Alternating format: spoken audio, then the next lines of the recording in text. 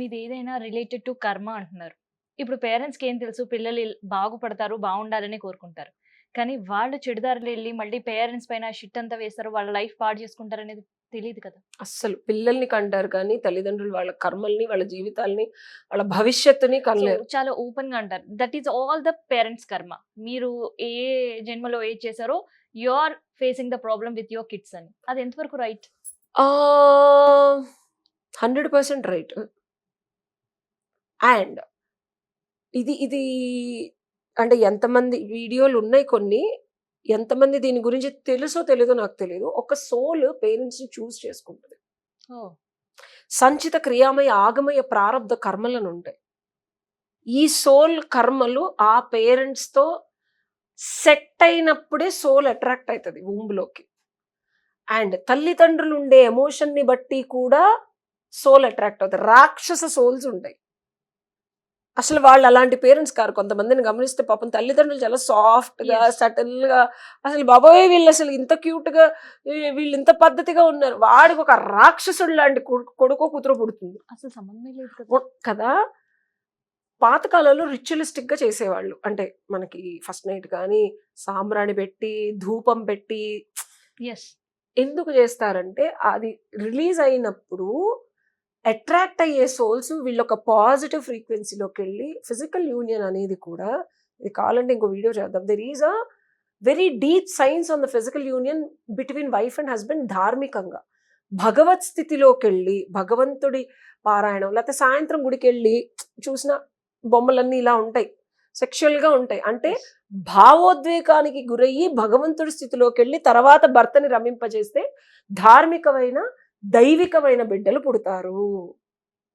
అలా కాకుండా మనకి సరే పాతకాలం అని మరి బ్రాహ్మణులా మాట్లాడను, నేను మరి లాజికల్‌గా మాట్లాడతాను. సో, మనకి పాతకాలంలో హ్మ్. తల్లిదండ్రుల యొక్క బుద్ధిని బట్టి కూడా పిల్లలు మారతారు.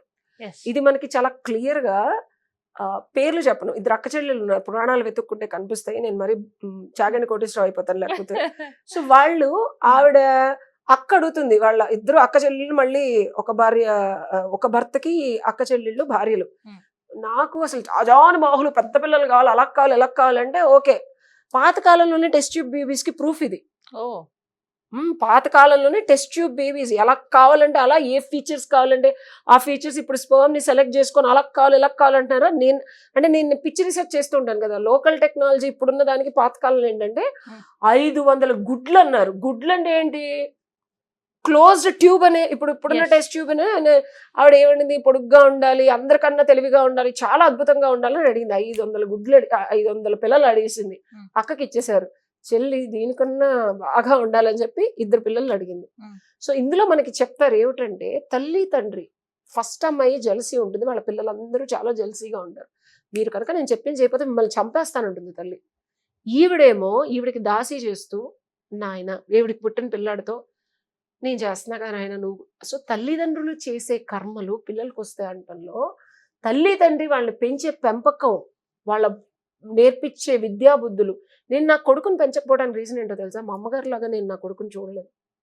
నేను మొహం మీద ఇప్పుడు మీడియా పరంగా చెప్తున్నా. I don't have that patience and ability and విఘ్నత, అంత capability to take care of my son. ఎందుకంటే మా అమ్మగారు నన్ను అంత బాగా పెంచారు. ఆవిడ జీవితం మొత్తం నాకు దారబోసింది కాబట్టి నేను ఈ రోజు ఇలా ఉన్నాను. అది పాతకాలం తల్లులు అంత అంత అంత ధార్మికగా పెంచితే బిడ్డలు రాజులు, రాణులు అలాగా. సో, పిల్లలు పెంచే పద్ధతి, పెంపకం తల్లిదండ్రుల మీద ఆధారపడి ఉంటుంది. అండ్ ఎంత పెంచినా రాక్షసత్వంగా ఇలా ఉండేవాళ్ళు ఆ మింగిల్ అయ్యేటప్పుడు అట్రాక్ట్ అయ్యే సోల్ తేడాగా ఉంటుంది. దానికి పేరెంట్స్ ఎంత చేసినా ఇక వాళ్ళు బాగుపడరు. ద్వంద్వం లాగా అనిపిస్తుంది. 2 నిజమే. ఏంటో ఫిలాసఫీ ఉన్నట్టుంది కదా నీకు. అండ్ ఇంకొకటి ప్రేమలు, పెళ్ళిళ్ళు ఈ ఈ ఈ జనరేషన్‌లో లవ్ మ్యారేజెస్ క్వైట్ కామన్. కాకపోతే మళ్ళీ వాళ్ళు ఇంకొకరికి అట్రాక్ట్ అవ్వడం. ఏంటి? ఇది కూడా నేను వన్ ఆఫ్ ద వీడియోస్‌లో చెప్పాను. హ్మ్. సీ ఒక మనిషి మీద రక్తి అంటే విపరీతమైన ఇష్టం హ్మ్. లేదా విరక్తి అంటే ఇష్టం లేకపోవడం. హ్మ్. రతి, విరక్తి అనుకుందాం పోనీ. హ్మ్. ఓకేనా? ఒకళ్ళ మీద రక్తితో పెళ్లిలోకెళ్ళి మళ్ళీ రతితో ఇంకొకళ్ళతో ఉంటున్నారు ఇప్పుడు. మళ్ళీ వీళ్ళతో ఉంటారు, వాళ్ళతో ఉంటారు. అదే చెప్తున్నా. ఏంటిది?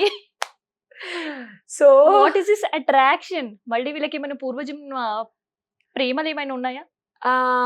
ప్రేమ ఒక్కటే కాదు కావ్య, ఇక్కడ ఎలాగా ద బ్యాలెన్స్ ఆఫ్ ధర్మ అండ్ కర్మ and third angle of created reality will happen అంటే, ఒక మనిషి మీద ఇష్టం గాని, కష్టం గాని, చిరాకు కానీ, కోపం కానీ ఎంతో కొంత పూర్వజన్మలో నువ్వు ఆ వ్యక్తితో ఏదో రకంగా, it's not just male and female love, physical relationship, okay, unfinished business in a transactionally, emotionally, mentally, physically ఉంటుంది.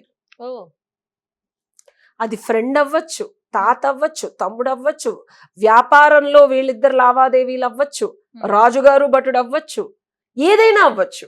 ఈ జన్మలో వాళ్ళిద్దరు వైఫ్ అండ్ హస్బెండ్ అవ్వచ్చు, లేదా బాయ్ ఫ్రెండ్ గర్ల్ ఫ్రెండ్ అవ్వచ్చు, లేదా తల్లి కూతుళ్ళు అవ్వచ్చు, లేకపోతే సియా గోయల్ లాగా ఫసక్కన వేసేయడానికి ఎంగేజ్మెంట్ అయి కూడా ఉండొచ్చు. I'm not kidding. ఆ అబ్బాయి మృత్యుజేవత ఎన్నిసార్లు కాటేయడానికి ప్రయత్నించినా వాళ్ళ తల్లిదండ్రుల పుణ్యమో విధో కాపాడింది. కానీ ఆఖరికి ఆ అబ్బాయి, అంటే నేను ఈ యాంగిల్ చాలా వింతగా ఉండొచ్చు, ఆ అమ్మాయితో ఏం అన్ఫినిష్డ్ బిజినెస్ ఉందో అమ్మాయి చేతిలో చచ్చిపోయాడు. అంత కోటీశ్వరుడు బిడ్డ, చెప్పాలంటే లాజికల్ గా మాట్లాడుకుందాం, కోటాను కోట్లకి అధిపతి, ఒక రాజుగారు, పాతకాలంలో ఒక రాజుగారి బిడ్డ ఈక్వల్ గా ఇంకొక రాజుగారి కూతురు వల్ల చచ్చిపోయింది. అంటే చంపేయబడ్డాడు.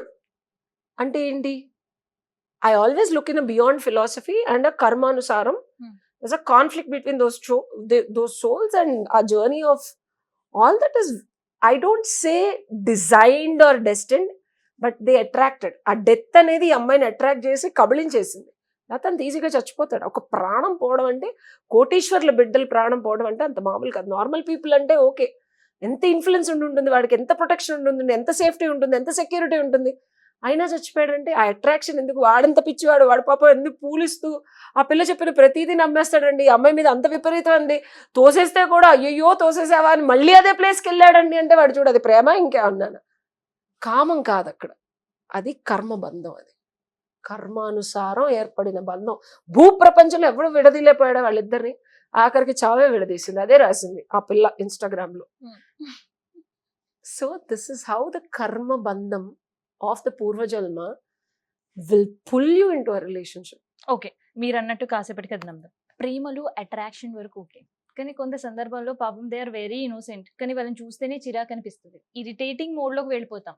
Why so happen?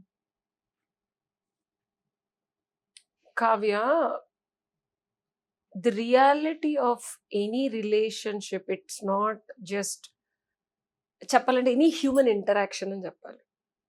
Any human interaction. Example, నీకు అందరూ వెతికే ఒక బిగ్గెస్ట్ క్వశ్చన్ కి ఆన్సర్ చెప్తా. ఇన్నోసెంట్ గా ఉన్న వాళ్ళ మీద ఇరిటేషన్ కన్నా బాగా అబద్ధాలు ఆడి జనాల్ని వేసేసి రౌడీజం చేసిన వాళ్ళు విపరీతంగా రాజకీయ నాయకులు అయిపోయి కోటాను కోట్లు గడిచేసి సక్సెస్ అవుతా ఉంటారు.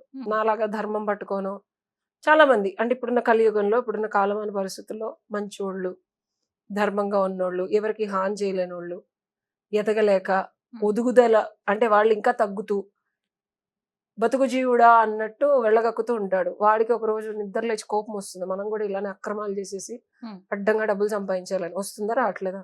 ఈ స్టాండర్డ్ క్వశ్చన్ అందరికి ఉందా లేదా? Yes, of course.